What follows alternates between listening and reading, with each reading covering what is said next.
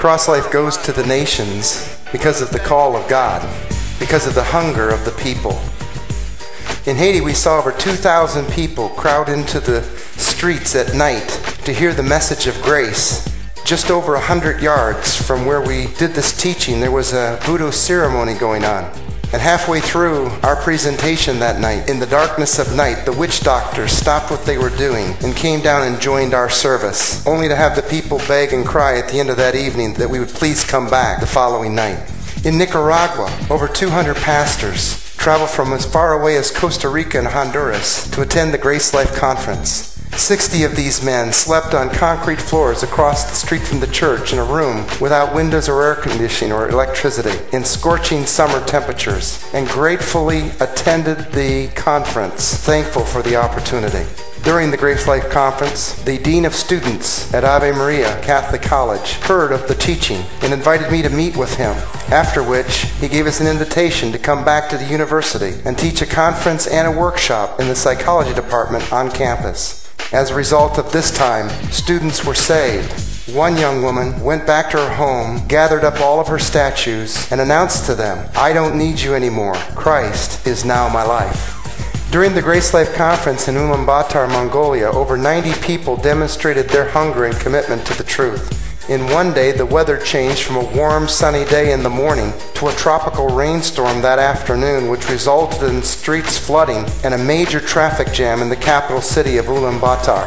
As the afternoon progressed and the traffic became so bottlenecked, people began to leave their taxis and cars to walk to the conference so they would not miss it. As they entered the conference that night, they would hold up towels for each other so that they could change their drenched, wet clothes. And as that rain turned to snow, there was a major snowstorm, and yet over 90 people braved the weather to attend the training that evening. 18 Days of March, Mission to the Philippines.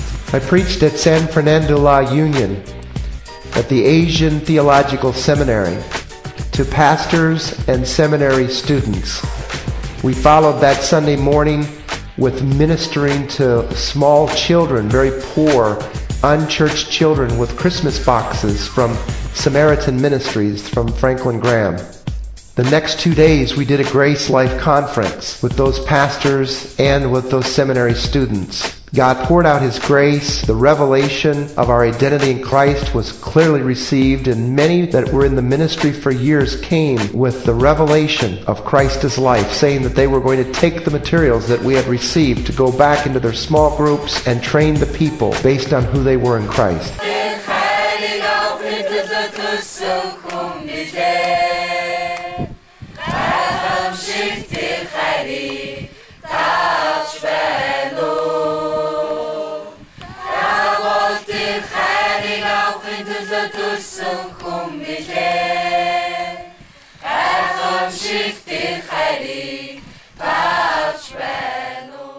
What an exciting opportunity it was to return to the country of Mongolia. 3 CrossLife conferences were conducted in 2 weeks.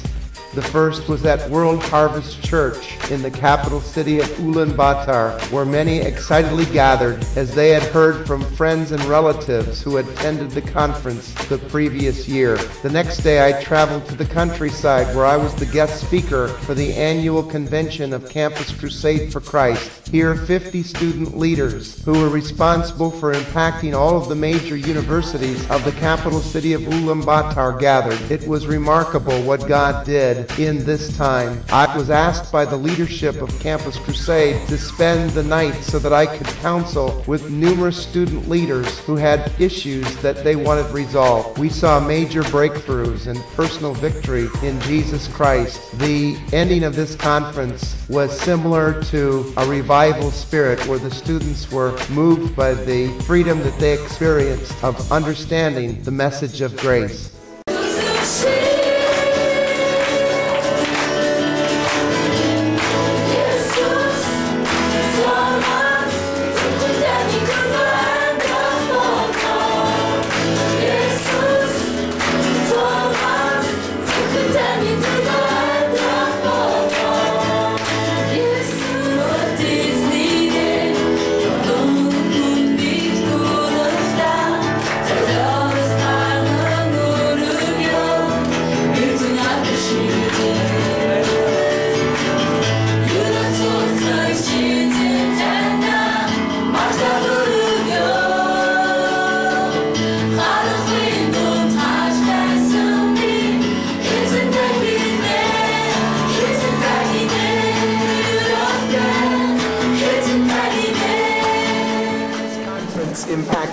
life? Yes, this conference actually changed my life. Yeah, it was a very wonderful time. Yeah, I have found today. Yeah,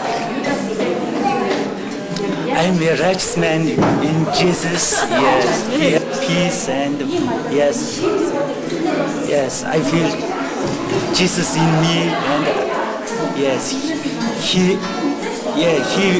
he told me he will lead my life. Yes.